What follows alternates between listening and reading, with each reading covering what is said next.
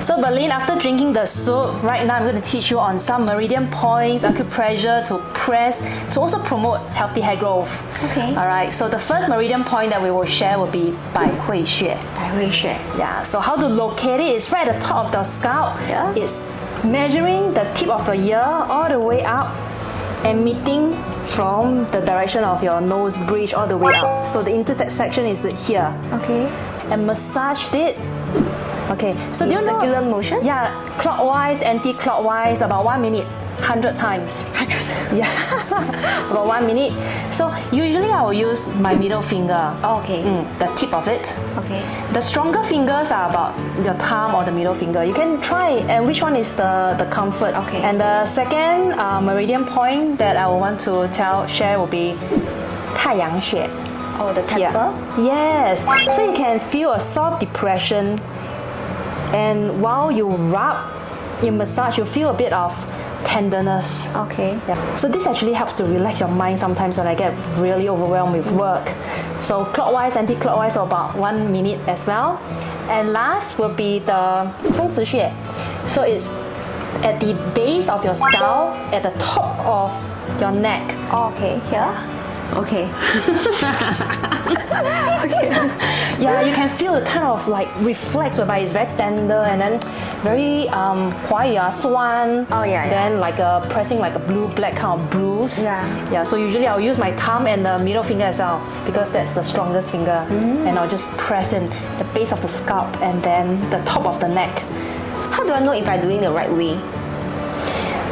Exert your strength, press in, and you will feel a kind of tenderness, like a bruise, a blue-black kind of sensation. So I have to do it really hard, is it? Yeah, you have to, 练气功.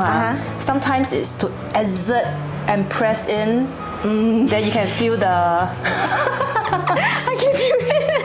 Yeah, so these are all the very specific meridian points, but it's also good to give yourself a good head rub, especially when you're shampooing. Yeah, so use the tip of your fingers where there's more strength and then just massage it in to boost all the blood circulation, to nourish your scalp with lots of oxygen and nutrients.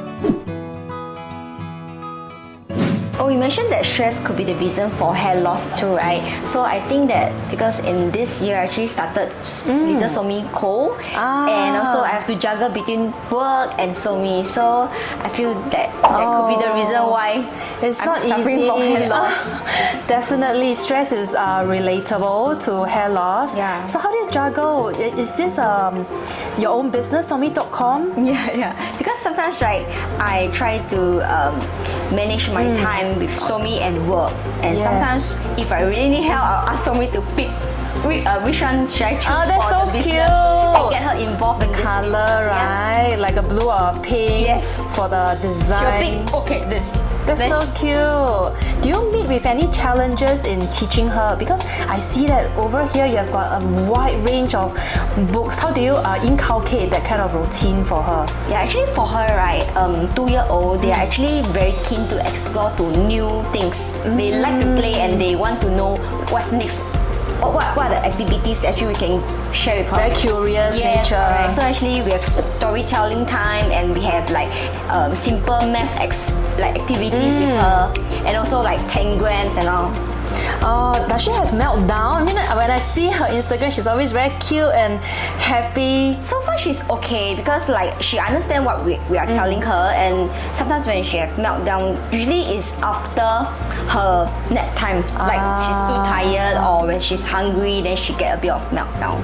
How do you handle her meltdown? Usually I'll be very patient with her. I just tell her, I say, okay, how are you feeling? Then she will tell me that she's feeling sad. So I'll say, okay, then maybe we will play first, then we will do the things next. For example, if she doesn't like to shower, so I'll say, okay, maybe we play for 5 minutes, then we go to shower. Yeah, then she will be like, okay, Negotiation and all the legal and we will complications. compromise. Then she will go to shower. That's so cute.